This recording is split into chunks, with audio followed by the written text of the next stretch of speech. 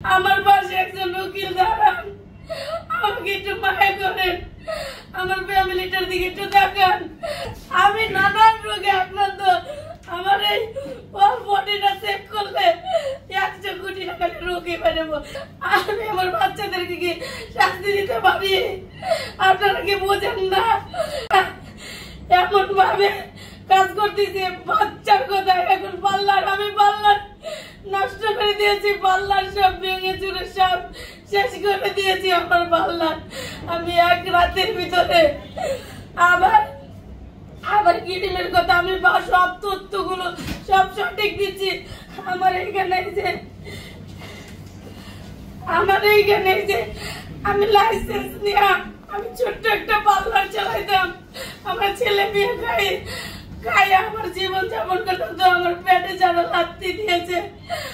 আমি ওই আল্লাহর কাছে বিচার দেই, আল্লাহ তুমি বিচার করো।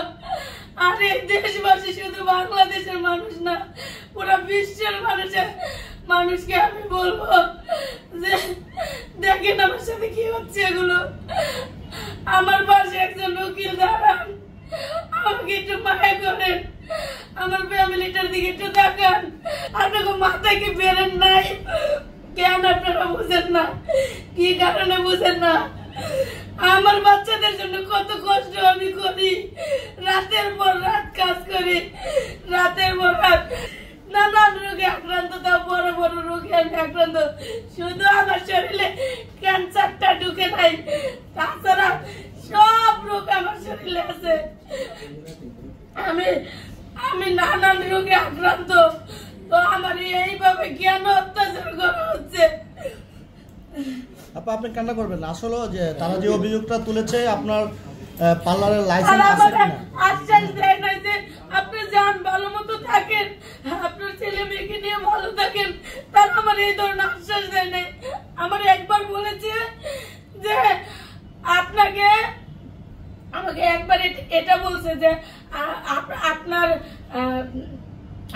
মামলা করবো, প্রথম একটা এটা বলছে, তারপরে আরেকবার বলছে আমি ক্ষমা করলো।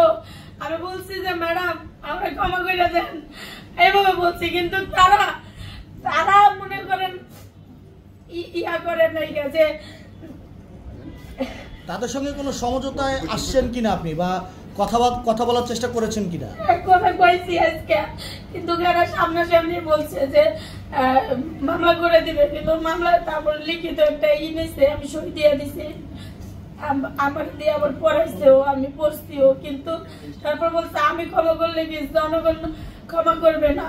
আমার বাচ্চা তো সবসময় বলতিছে, ভিডিওতে ঢুকে সবসময় বলতিছে, কোনো একটা বার কিন্তু আমার বাচ্চা আমার হাজবেন্ড বলতে বলতে তারা মুখে ফেনা উঠাই ফেলছে।